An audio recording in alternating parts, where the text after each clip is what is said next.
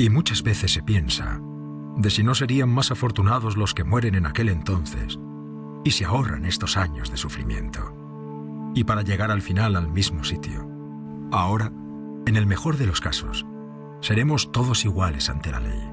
Con esto, lo que se hace es legalizar, sin querer, todos aquellos crímenes, pues se respetará lo de atrás. Estará en un error el que piense que por medio de los votos se van a corregir las injusticias sociales. Solo quedará la honrilla y poder hablar tanto como los de enfrente. A mí, el único interés que me da ánimo es reivindicar la memoria de los que fueron vilmente asesinados.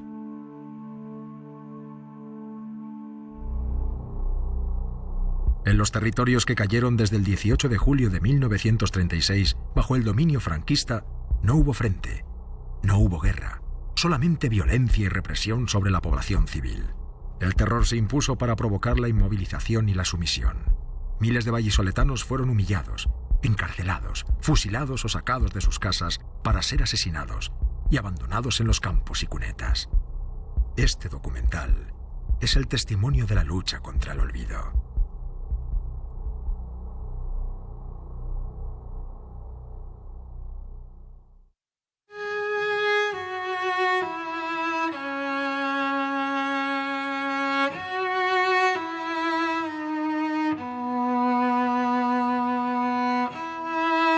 Sucedió en un pueblo de la provincia de Valladolid.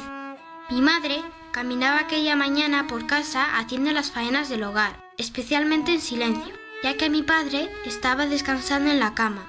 Había venido a las 6 de la mañana después de un agotador día de trabajo en la fundición. Era un 19 de julio de 1936. Aunque era temprano, ya se anunciaba el calor que prometía hacer. Mi madre era una mujer bonita, salerosa, trabajadora y feliz con su vida sencilla, profundamente enamorada de mi padre, al que admiraba. Compartían todo, por eso la noticia del día anterior del golpe militar los había preocupado. En aquella mañana, mi hermano se entretenía escribiendo y haciendo dibujos, y yo estaba jugando con las muñecas de trapo que me había hecho mi madre. De pronto, unos violentos golpes aporrearon la puerta de la calle. Modesto Merino, ¿vive aquí? Que salga inmediatamente. Tiene que ir a declarar. Un momento, por favor. Está acostado. Modesto, unos guardias te llaman para declarar. Por favor, ¿podría lavarme un poco? ¡Venga, hombre, al camión, coño!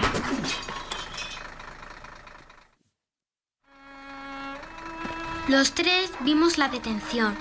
Mi hermano no comprendió por qué pegaron de esa manera a mi padre, a lo que idolatraba. Yo tampoco entendí nada, pero me agarré a la falda de mi madre muerta de miedo. Mi madre se queda perpleja, intenta correr tras el camión, pero los guardias lo impidieron, y quedó abrazada a mi hermano y a mí, llorando desesperadamente. Ni siquiera le he despedido. No es verdad que van a declarar. No fue verdad. No fueron a declarar. Nunca más volvió, ni él ni sus compañeros de prisión. Primero, fueron conducidos a la puerta de los frailes con todo el calor de julio. Decían que para confesarles. Y después, a las cocheras de Valladolid, donde permanecieron en cautiverio en condiciones infrahumanas. A mi madre la quedaba mucho por ver en ese pueblo cegado por el odio y la incomprensión. En el pueblo se había desencadenado el terror. Todos los días salían camionetas con presos. A unos los llevaban a cocheras, a otros a pinares o los fusilaban en cunetas o tapias de los cementerios. Pasaron los meses, hasta que llegó el 25 de noviembre en el que mi madre llevó la comida a mi padre y el carcelero la dijo: «Señora, su marido no está aquí. Esta madrugada le hemos dado la libertad». Palabra temida y oída todos los días. La libertad consistía en darles el paseo. Les llevaban al amanecer en camionetas hasta cualquier pinar, tapia o cuneta. En este caso fue a los Montes de Torozos, donde sin juicio previo junto a sus compañeros de barracón fueron fusilados. La historia de los vencidos se refugió en el silencio y en el miedo, nunca en el olvido. Después de la generación de los hijos de los represaliados, siempre silenciosos, surgieron los nietos, que querían saber, querían que les contaran lo que sucedió, para conocer la verdad y poder opinar. Se percibía la imperiosa necesidad de hacer algo, y así surgieron las asociaciones para la recuperación de la memoria histórica, que pretenden ofrecer a las víctimas y a sus familiares un canal social para manifestarse, para ejercer su derecho a la palabra, para contar su historia, para expresar sus emociones y sentimientos y restaurar así su memoria. Yo hacía los 4 años y fueron a buscar a mi padre, que estaba trabajando en la ERA. Mi padre pertenecía al sindicato de la UGT. Y de Valdenebro sacaron a nuestros padres en el camión, como a otros muchos. Esa noche de Valdenebro sacaron a 16. Me han contado, claro, yo no lo he vivido, que mataron a mi abuelo con 42 años y a un hijo que tenía de 17. Mi abuelo era concejal del Ayuntamiento Republicano en Valdenebro de los Valles. Se llevaron también a 2 hermanos de él y a un cuñado. Dejaron huérfanos a mucha gente. La Asociación para la Recuperación de la Memoria Histórica de Valladolid nace en septiembre del año 2002, a iniciativa de la generación de los nietos que querían recuperar los cuerpos de sus familiares desaparecidos, a la que se unieron otras personas por compromiso ético y social, que en muchos casos ni siquiera tenían familiares represaliados. En noviembre de ese año se realiza la primera exhumación y se recuperan los cuerpos de 9 hombres de la población de Valdestillas. En estos meses iniciales, los objetivos no están perfectamente definidos, porque primaba la emotividad. Pero pronto se van perfilando las lagunas, carencias y vacíos que existían en el conocimiento de nuestro pasado reciente. Surgen así las primeras preguntas. ¿Por qué este país no ha mirado de frente a esa época? ¿Por qué no se ha enjuiciado ese tiempo como se hizo en Alemania o se hace en Chile y Argentina? ¿Por qué han tenido que pasar tantos años para querer sacar a la luz aquella parte de nuestra historia? Para poder responder a estas cuestiones, se hacía urgente un proyecto de investigación que terminara con el monopolio historiográfico que habían manejado los vencedores de la sublevación. Aunque desde 1975 se realizaron nuevos análisis desde diferentes puntos de vista, todavía quedaba mucho por hacer para cuantificar el alcance de la represión, conocer forma de organizarla, quiénes intervinieron, qué objetivos y consecuencias tuvo en los años posteriores y en la actualidad. Todavía hoy es común atribuir las muertes a las envidias, enfrentamientos personales, viejas rencillas ancestrales, las 2 Españas.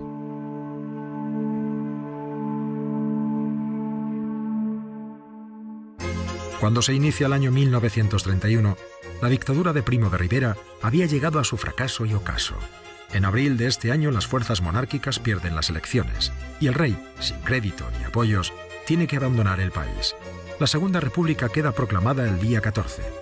El establecimiento del nuevo sistema se vio propiciado por la inhibición e incluso por el apoyo explícito de los monárquicos que se sintieron traicionados por el rey, pero también por las Fuerzas Armadas, entre los que estaban el general Mola, director general de la Seguridad del Estado, y el general Sanjurjo, director general de la Guardia Civil.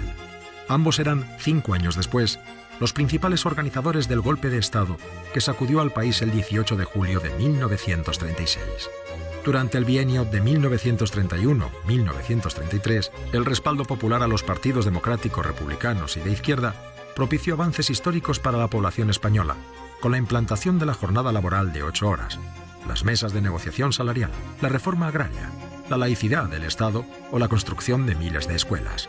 Sin embargo, el triunfo de una coalición de partidos de derecha en el año 33, algunos expresamente antidemocráticos, provocó el retroceso de todos estos avances y el sistema republicano se fue vaciando de contenido democrático y social. Este proceso se acentuará cuando en octubre de 1934 entren en el gobierno los ministros de la CEDA, partido que nunca había expresado su lealtad a la República. Precisamente, en Alemania y Austria, pocos meses antes, partidos de significación política similar a la CEDA, como el nazismo de Hitler, habían llegado al poder a través de unas elecciones. La amenaza antidemocrática está en la base de la convocatoria de huelga general que se plantea en España para el día 4 de octubre del año 34. La huelga tuvo un desarrollo desigual en el país, fracasando en amplias zonas. Será en Asturias donde la protesta derivará en una huelga revolucionaria con cientos de muertos en menos de 2 semanas. En Valladolid, capital y provincia, apenas alcanzó los 2 días de duración, y exceptuando la localidad de Medina de Rioseco, no hubo graves incidentes. En la capital, muchos representantes sindicales y políticos serán detenidos, pero la investigación policial ni siquiera fue capaz de probar que existiera un comité revolucionario. En los meses previos a las elecciones de febrero de 1936, los sectores que se postulan a favor de la sublevación fomentan en el país un clima de tensión y violencia, instrumentalizando y apoyando a partidos como Falange. Los resultados de estos comicios dieron el triunfo al Frente Popular, coalición de partidos de izquierda que ganaron a la unión de partidos monárquicos y conservadores agrupados bajo la denominación de Frente Nacional. Por su parte, el partido de Falange Española y de las Jons, unificado y presentado oficialmente en Valladolid el 4 de marzo de 1934, no consiguió ni un solo escaño. Pero los grupos dominantes de este país no se resignaban a perder el poder político y económico, y empiezan a considerar el empleo de la fuerza como la única vía existente para restablecer su orden y recuperar el control perdido, culminando este proceso en el golpe de Estado del 18 de julio. El tiempo de crueldad, terror y asesinatos generalizados se producirá cuando los golpistas son conscientes de que su alzamiento ha fracasado y temen la respuesta de las fuerzas democráticas. Por eso, será a partir de la primera semana de agosto cuando la Guardia Civil y las patrullas de milicianos civiles armados y dirigidos por los militares recorran los pueblos sembrando terror y muerte. El proyecto, Todos los Nombres, tiene como uno de sus principales objetivos la localización y recuperación de los cuerpos de estos asesinados. Aquí están los pies del último hombre que enterraron. La particularidad de esta exhumación con respecto a otras es que las personas se encuentran en el mismo lugar donde fueron asesinadas. Simplemente lo que hicieron fue, para que ocuparan menos, les colocaron de tal manera que vemos a nuestra espalda cómo ocupan aproximadamente unos 6 metros de largo por poco más de 1 metro de ancho. Son 7 cuerpos, 7 varones. Estamos encontrando no solamente las balas que terminaron con sus vidas, sino que llevamos hasta el momento 14 vainas de 3 tipos de munición, de pistola, de fusil y de escopeta de caza, que justamente se encuentran al pie de los cuerpos. Hasta el año 2009, la Asociación para la Recuperación de la Memoria Histórica de Valladolid ha abierto una 30 de fosas y recuperado 200 cuerpos. Las exhumaciones forman parte del trabajo que la asociación inicia con una investigación basada en la llamada historia oral, que considera a las víctimas y a sus familiares como informantes básicos. Paralelamente, se analiza y procesa la información que proporcionan los archivos, sorprendentemente, algunos nunca consultados por la historiografía académica.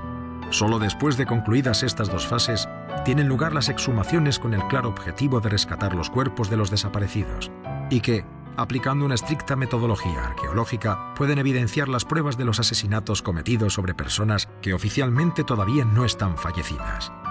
Asimismo, en la fosa se pueden encontrar la munición que causó sus muertes, las señales de traumatismos e incluso los indicios de las torturas a las que algunas víctimas fueron sometidas en los momentos previos a la muerte.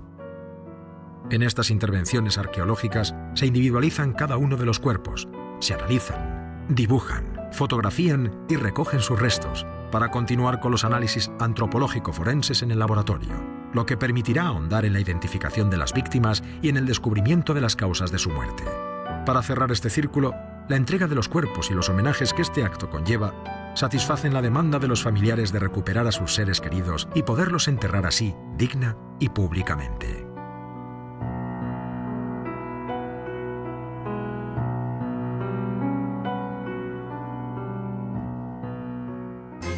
Valladolid era la sede de la 7ª División Militar, hito fundamental para el general Emilio Mola en sus planes golpistas.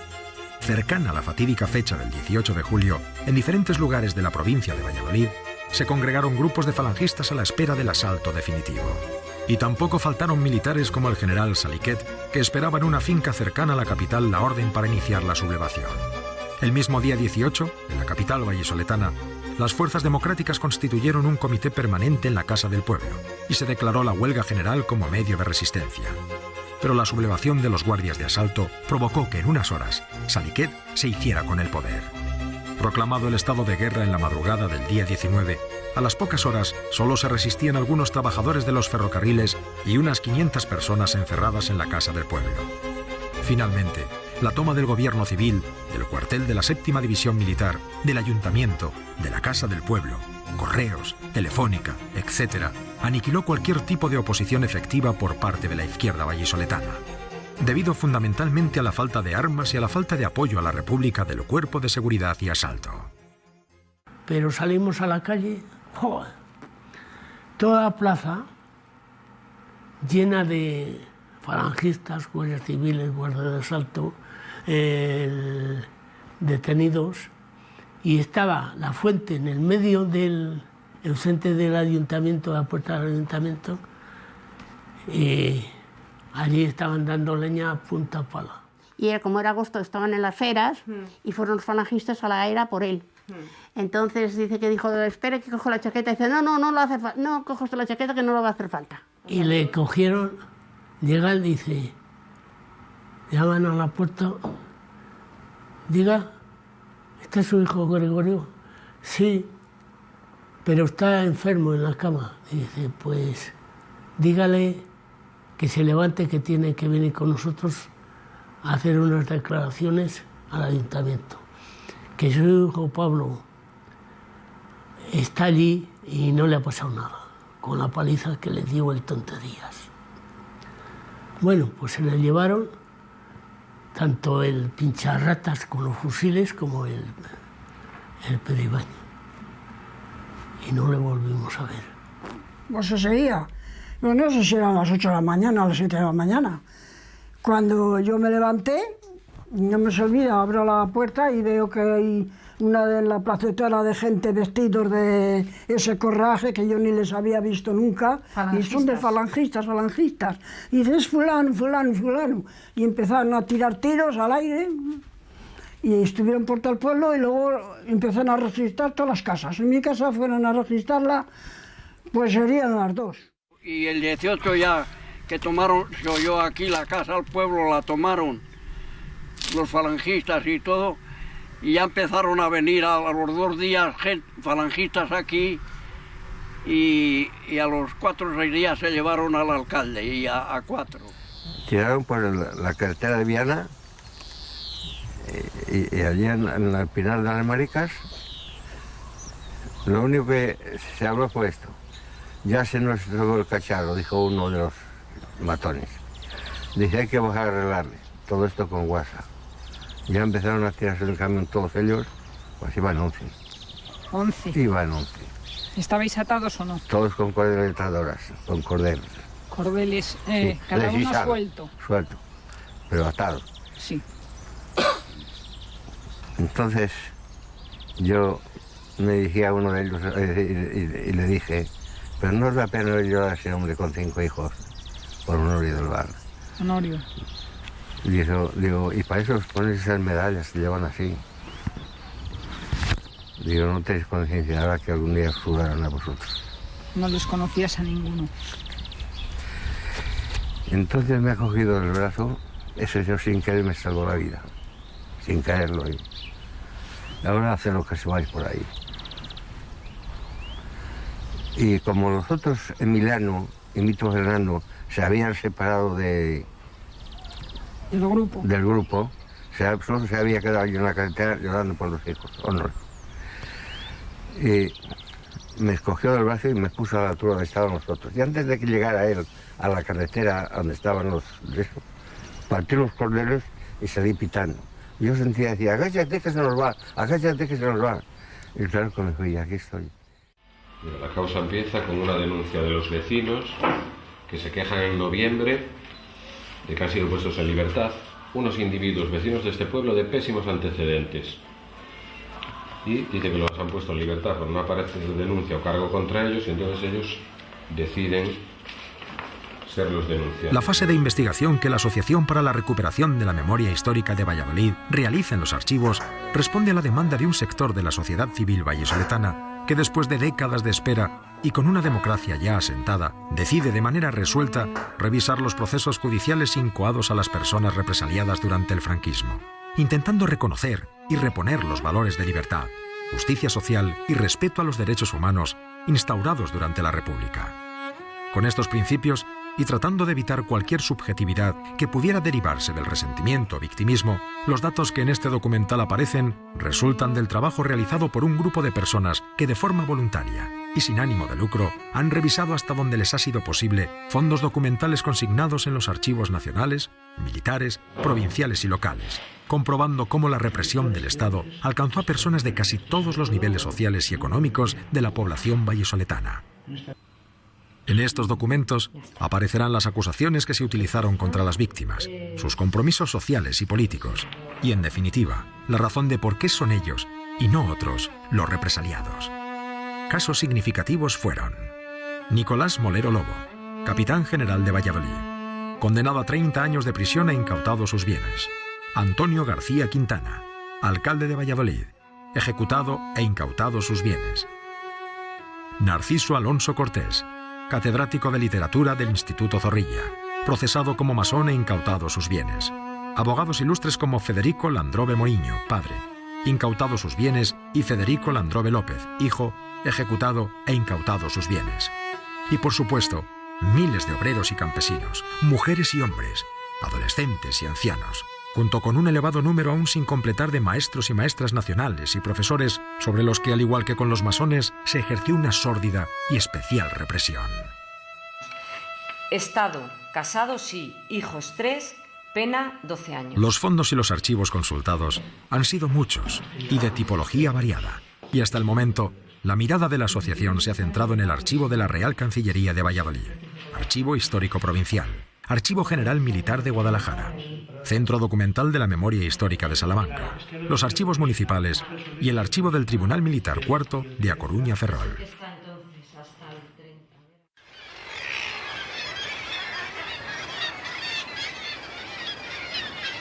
En las investigaciones que ha realizado la asociación en el Archivo Militar de Ferrol, encontramos una gran cantidad de información sobre lo de las cocheras. Salió mucha gente rumbo a la muerte, pero a otros les dieron la oportunidad de ser sometidos a procesos, simulacros de juicio en los que se les condenaba por rebelión, y estos, por lo menos, se libraron de desaparecer para siempre en un lugar desconocido. Existen cartas de presos felicitándose por ser condenados a penas de 30 años. Era una garantía de supervivencia, pero la mayoría de los asesinados no fueron juzgados. Y prácticamente en todos los pueblos de nuestra provincia hay testimonios de fosas anónimas. Nosotros en el trabajo lo que hemos intentado es ceñirnos a una recogida de datos en la que hemos hecho una ficha de cada una de las causas. Tenemos más de 6.500 causas ahí recogidas, y a cada una de estas causas están asociadas las correspondientes fichas personales de todos aquellos individuos que estuvieron procesados en esa causa, y en esa ficha personal se han recogido todos los datos referentes a su filiación y su afiliación política si se conoce, aunque no siempre es fácil, y cuál fue su pena y la ejecución posterior, si fueron amnistiados, si fue indultada la pena, si fue conmutada y demás. Pero la causa como pieza, digamos, de trabajo para historiadores no acaba ahí. Este es un trabajo que puede dar muchísimo más de sí, de diferentes maneras. Antes del alzamiento había 3 juzgados en Valladolid, 3 juzgados militares. Una vez iniciada la contienda, su número se eleva a 18, que funcionaban, muchos de ellos eran permanentes. Los centenares de entrevistas realizadas en la provincia de Valladolid, así como las 300 solicitudes presentadas por los familiares de los desaparecidos, y la articulación de todo el trabajo en un proyecto global que hemos denominado Todos los Nombres, nos permite observar esta parte oculta y poco investigada de nuestra historia, con una nueva mirada que afirma y testifica, de forma cada vez más clara, el carácter sistemático, generalizado y planificado de toda aquella atrocidad. Los archivos municipales de la provincia son fundamentales para conocer la microhistoria de las víctimas de la represión. Su existencia y su memoria ha dejado muchos más rastros en la documentación de lo que se pudiera pensar en un principio. Los datos más valiosos se encuentran en los libros de actas que registran los plenos celebrados en los ayuntamientos y por ende las preocupaciones e iniciativas de muchos de estos represaliados cuando estaban al frente de las comisiones gestoras, o bien cuando sin estar en el poder local planteaban mejoras laborales y sociales que elevaban a la corporación. Por supuesto, en estas actas está también el testimonio escrito de la destitución de los ayuntamientos democráticos ante la presencia de las Fuerzas Armadas a partir del 18 de julio. También son muy valiosos los libros de registro de entrada y salida de documentos administrativos, en los que solían reflejarse los vecinos detenidos y las cárceles en las que cumplían condena. Tampoco se pueden obviar los documentos relativos a la beneficencia pública, en los que figuran las viudas y huérfanos de las víctimas, los padrones de población, que no solo nos dan datos sobre la filiación de los represaliados, sino que también dejan el rastro de su desaparición cuando son dados de baja como vecinos de una localidad, Y por supuesto, es fundamental la consulta del registro civil, donde en algunos casos aparecen actas de desaparición y de defunción. Auxilio a la rebelión. Mira, apunta hasta con el lápiz la causa de la condena.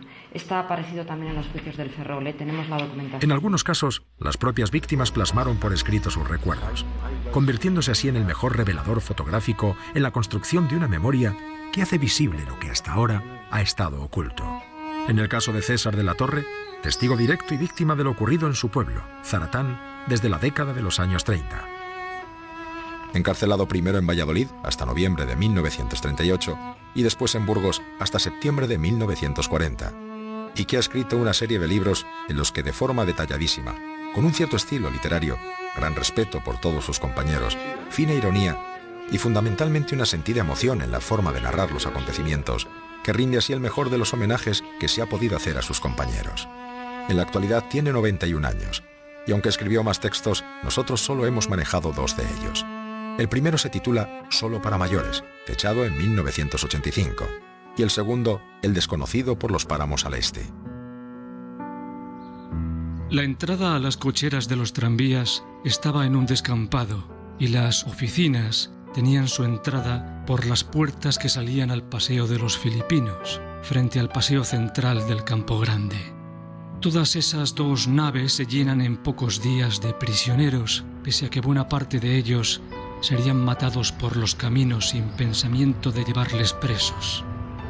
Los falangistas van por las cocheras como perros de caza. Por la noche, cuando se está echado, pasan por el pasillo mirando de extremo a extremo de la nave, y si alguno tiene tapada la cabeza con la manta, se la destapan.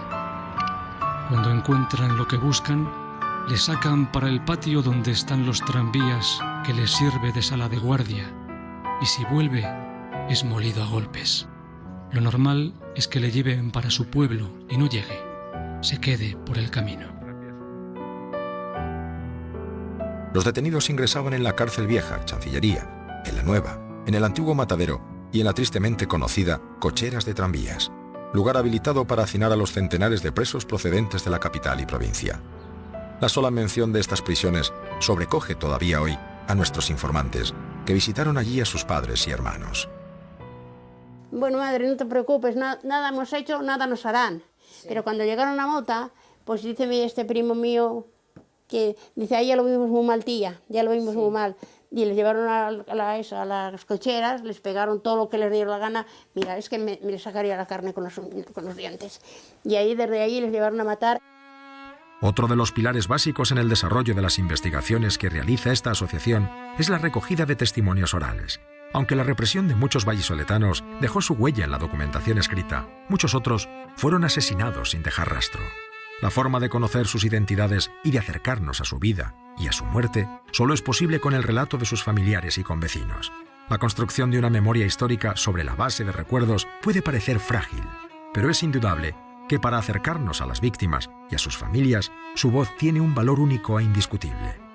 Y escucharlos no solo es un modo de acercarnos a una verdad oculta y olvidada, sino un deber social y una deuda histórica.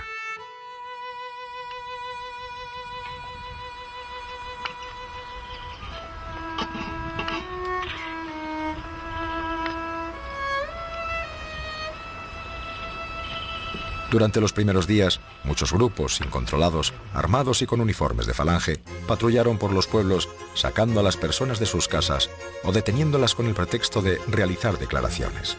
Tras obligarles a subir a camiones y furgonetas incautados, les trasladaban a determinados terrenos, alejados casi siempre del lugar de origen, entre 25 y 50 kilómetros. Y allí, en montes o cunetas, después de despojarles de su documentación y muy a menudo de sus objetos de valor, les asesinaban y abandonaban los cadáveres, que normalmente fueron enterrados por gentes de pueblos próximos, guardas de montes, pastores, etc. Se empezaba a dibujar en el mapa de nuestra provincia una macabra geografía de la represión. ¿Qué has visto? Hijo, ¿has visto matar a tu primo? Dice, no, tía, pero póngase lo malo. Dice, nos bajaron y nos dijeron, ¡corran! Y mi hermano decía que cuando decían correr es que les daban la ley de fuga. Ley de fuga, sí. Sí, es que yo sabía mucho por mis hermanos. no corrió. Dice, tía, yo corrí y Ángel no sé si, mi primo no sé si correría, pero póngaselo malo, tía. Claro que le mataron. Y ellos pensaron, vamos, pienso yo que pensaron que me habían dado. Porque te estaban disparando. Porque me estaban disparando. Tú oías las balas. Ellos llegan al río, digo, madre, aquí, ellos también cuando llegan a mí ya no. Me atravesé el río, estuve tumbado allí toda la tarde hasta que se hizo de noche. Sin atreverme a secar el mono porque no me atrevía a secarle. Ya se hizo de noche, me pongo el mono mojado, no vea qué figura y bueno, que ese momento no se lo ha deseado a nadie. ¿Y ahora qué? ¿Ahora qué? ¿Dónde voy yo? Y si no me entregas una pistola, te pego aquí mismo 2 tiros. Dice, pues me los dé usted cuando quiera, porque yo no puedo traer pistola porque no la tengo. Y de ahí dice, bueno, vete para casa. Y al poco tiempo volvió el alguacil a por él, y es cuando le metieron en la furgoneta y le llevaron. Le trajeron a la plaza, le dieron una vida mala, por lo que tengo entendido. Y en Mota también le trataron muy mal, pidió agua y nos la dieron, en fin, mal. Y según llegó a Valladolid, le mataron en las tapias del cementerio. Eso tengo yo en escrito. Firma por el que le mató, lo tengo la firma y todo. Las detenciones, juicios y asesinatos continuaron durante bastante tiempo. También los expolios, robos y destrozos sobre los bienes de las víctimas. Muchas familias quedaron en la indigencia. Centenares de viudas, sin el estatus legal de viudedad, puesto que sus maridos habían desaparecido. Centenares de huérfanos, muchos de los cuales fueron ingresados en hospicios y en otras instituciones. Familiares que no podían llevar luto ni llorar a sus muertos. Dolor y silencio. La situación fue especialmente dura en los pueblos, donde estas mujeres sin recursos quedaron a merced de los vencedores, quien decidían darles trabajo o no. La mayoría de ellas, sin oficio, sin pensiones ni ayudas, sobrevivieron a duras penas lavando ropa en los ríos, espigando los campos y haciendo dobles jornadas cuando se lo permitían. Sus hijos pasaron hambre y calamidades, y a menudo no pudieron asistir a la escuela. No solo destrozaron su vida, sino que también le robaron el futuro.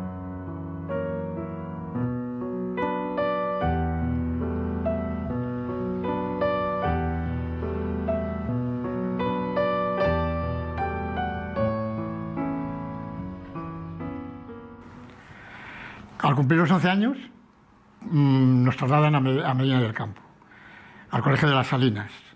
Se llamaba el Hogar Isabel de Castilla. Estaba como a 5 kilómetros de Medina del Campo, desamparado entre pinares. Muy bonito, aquello era precioso. Estaba las galerías del balneario, aquello era algo majestuoso. El hotel nuevo era muy bonito. Eso era lo único que tenía, bonito, porque el resto lo encerraba crueldad, maltrato por parte de los profesores. A nosotros nos tocó salir a pedir, tanto a mi hermana como a mí. Y llamo, dice, ¿qué queréis? Y a ver si nos da un cacho de pan que no tenemos que comer. Dice, lo que ha ganado tu padre y tus hermanos que lo hubieran guardado para ahora. Y si no, que os lo dé la pasionaria. Con 5 años, ¿qué cojones sabía yo quién era la pasionaria? La educación era tipo correccional, es decir, nos levantábamos a las 7 de la mañana, nos hacían rezar, cantar, y íbamos a desayunar, hacernos la cama, íbamos a desayunar, y después a la Cruz de los Caídos. La Cruz de los Caídos estaba en una fachada principal del colegio, en la que allí todos los días se cantaba el Cara al Sol, el Peta a las Filas, yo tenía un camarada, Isabel y Fernando, qué sé yo, toda la serie de canciones que había así por haber.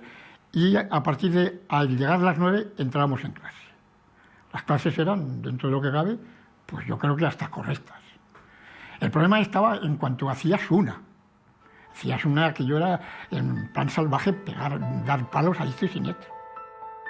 En 1932, el campo vallisoletano contaba con 11.000 trabajadores sindicados, mientras que en Valladolid capital, en contra de la imagen que la propaganda de la dictadura transmitió de ciudad conservadora y reaccionaria, la realidad está representada por 13.000 afiliados de una población activa que en ese momento rondaba las 35.000 personas.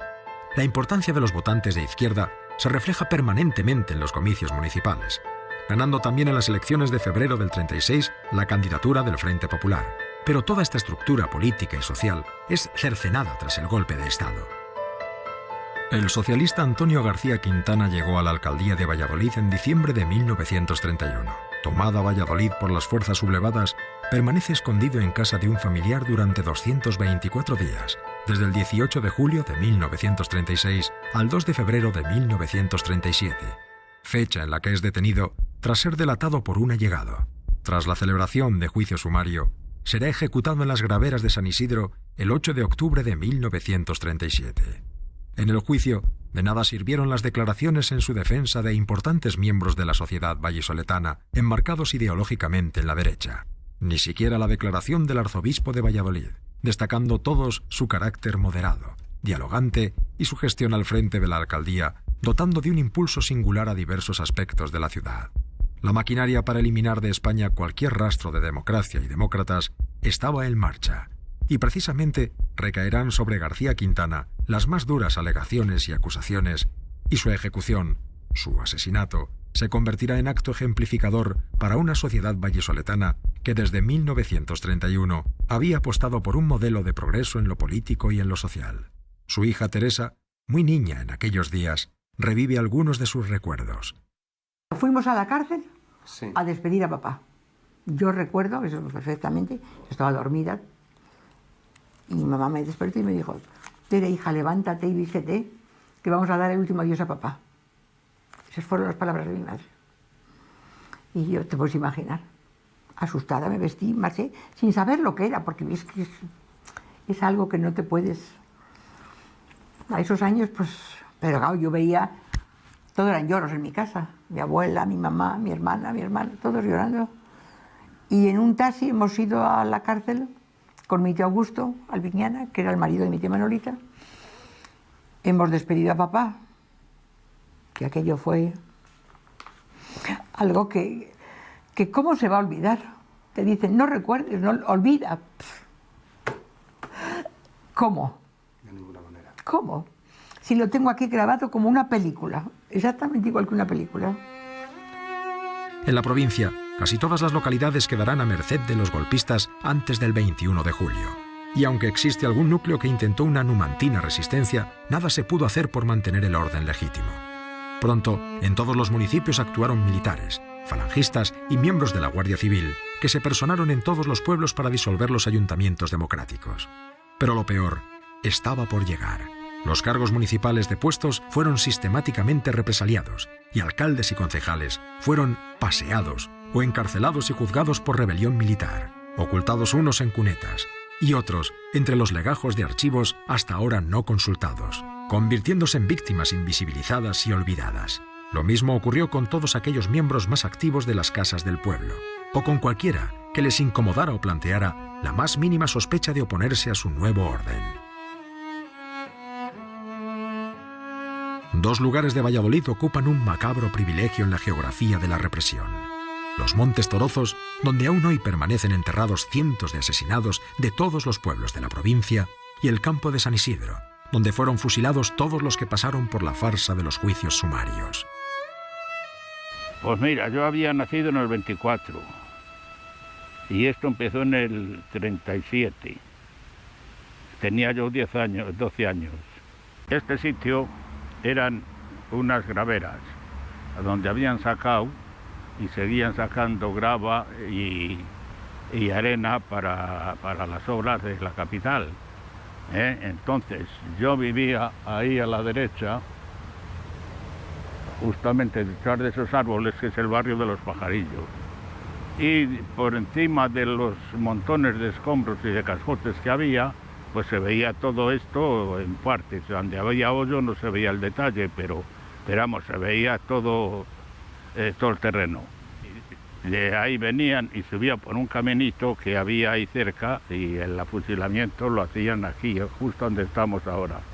Ahí detrás hay una portería, y entre la portería y ese arbolito Esto era una especie de llano, de terreno que había más bajo, y estaba llano, un trozo grande, y aquí, ahí les mataban.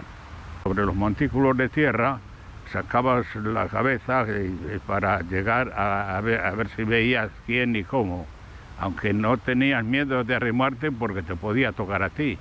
Y no es que llegaran así los tiros, no, pero vamos, sabes que había mucho temor. Y claro, aquí mismo, después, cuando terminaban, veníamos los chicos a tapar la sangre que habían quedado, a taparlo con arena, con tierra, con los pies como podías, para que esa sangre no la chuparan los perros.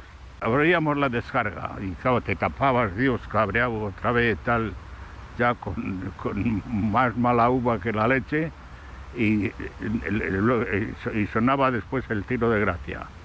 Y por el tiro de gracia sabíamos los que habían caído. El tiro de gracia era después, le pegaban un tiro en la cabeza a cada uno para eso. A eso se llamaba el tiro de gracia. Les contábamos y coño, pues hoy han sido 7, ayer eran 12, y así estaba toda la historia. Porque estos debían ser juzgados. O sea que no eran matados así, no, los sacaban de la cárcel para traerles aquí, a matar aquí.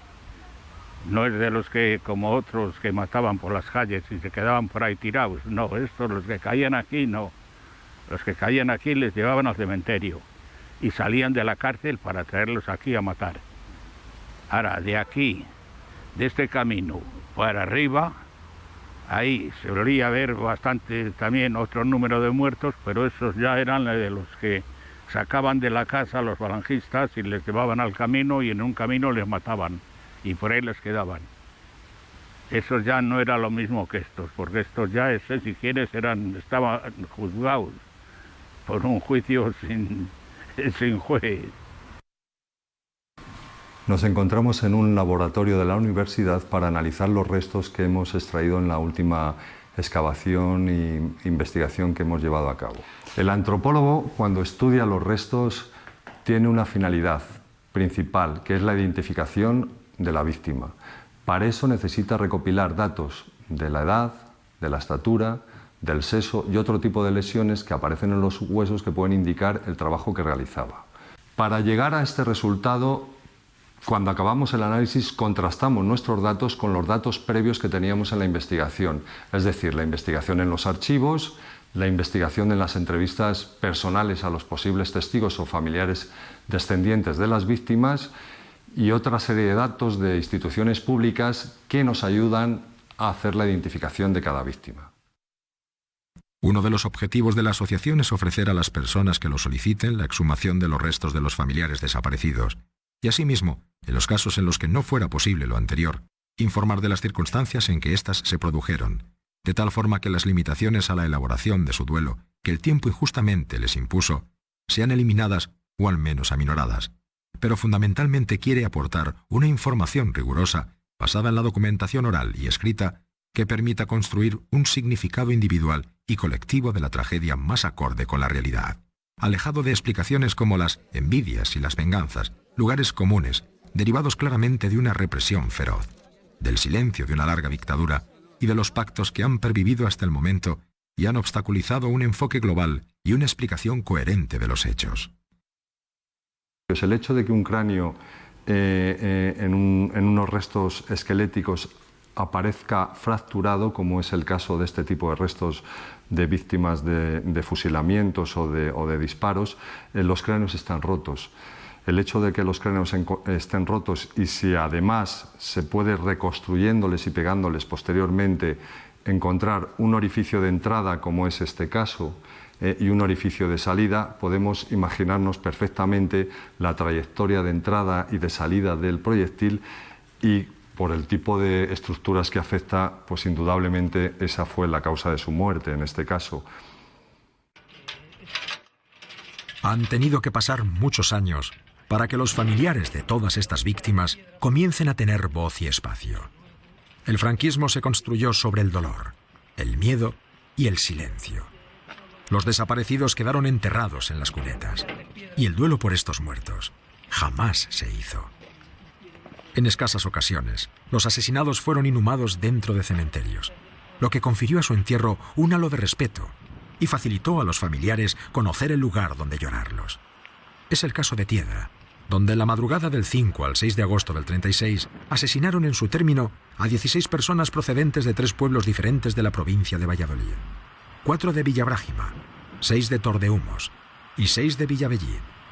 Trasladados al campo santo de la localidad, desde los años 80 cuentan con una lápida que les identifica y recuerda. Pero cientos de vallisoletanos permanecen en campos y cunetas. La Asociación para la Recuperación de la Memoria Histórica, a solicitud de sus familias, realiza la búsqueda y exhumación de estas personas que serán devueltas a los suyos, a su pueblo y a su tierra, para poder enterrarlos en su pueblo de donde nunca debieron salir.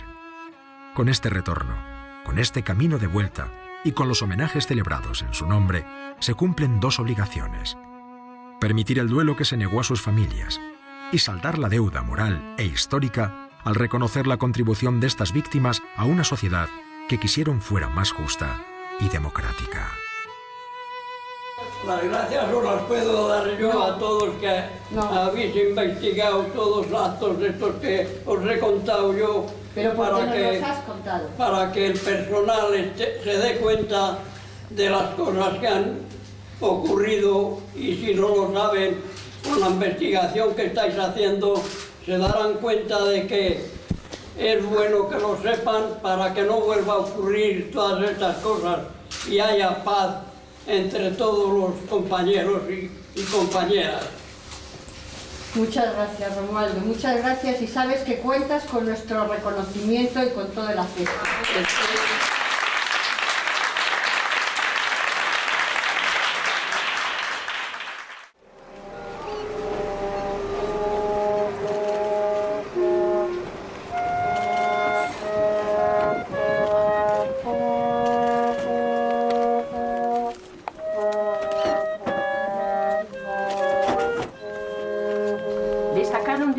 En la madrugada del 6 de agosto del 36, ante el estupor y el terror de su mujer y sus 5 hijos, para asesinarle, y quién sabe si para torturarle. Era un hombre bueno, honesto, íntegro, que sobre todas las cosas amaba la libertad del ser humano.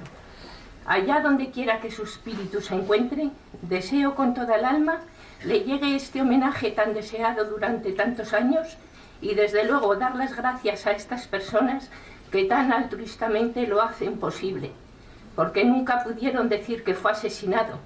Le preguntaban a mi familia y decían que su padre había muerto. Así que os doy las gracias. Tanto vi sufrir en mi niñez a esta mi familia, que de mayor quise hacer estos humildes versos a la memoria de mi abuelo. Ya te mataron, abuelo, de noche y en la oscuridad, para que si tú no vieras unos rostros sin piedad. De noche fueron por ti, y tú sin saber por qué, si tú durmiendo en tu cama solo soñabas ¿en qué? En un pueblo justo y libre, en una España feliz, donde todos se respeten y el pobre sea feliz. De noche fueron por ti, y tú sin saber por qué. Tus pequeños aterrados preguntaban el por qué. Te despiertan sin piedad, golpeando en tu puerta, y te llevaron, abuelo, como se lleva a los reos.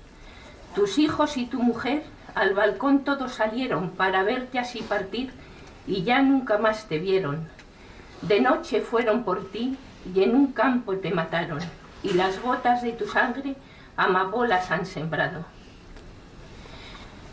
Quiero hacer un recuerdo sobre todo a mi queridísima abuela, porque desde ese momento que vio que sacaban a su marido de casa, hasta sus últimos días, quedó convertida en pavesita vestida de negro.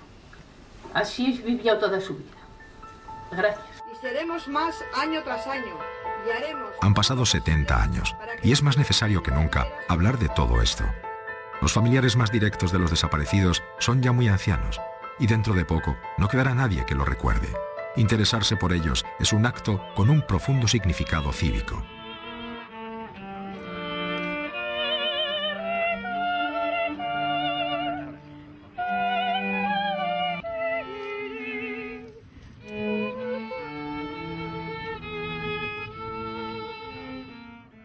Los que fueron enterrados aquí sin amor ni lágrimas fueron deshumanizados por ese acto. Recordarles es integrarles al mundo de los hombres, hacerles un espacio en nuestro corazón. Todos ellos dejarían de ser si su memoria dejara de existir.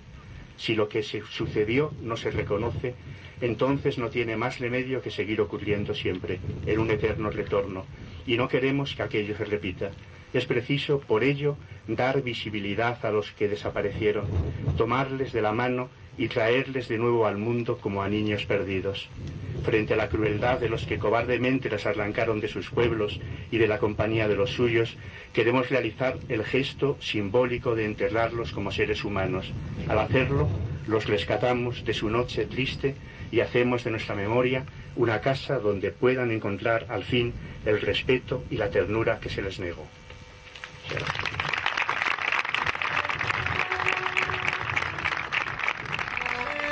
Recuérdalo tú y recuérdalo a otros, cuando asqueados de la bajeza humana, cuando iracundos de la dureza humana, este hombre solo, este acto solo, esta fe sola. Recuérdalo tú y recuérdalo a otros. Gracias, compañero, gracias por el ejemplo, gracias porque me dices que el hombre es noble. Nada importa que tan pocos lo sean. Uno tan solo basta como testigo irrefutable de toda la nobleza humana.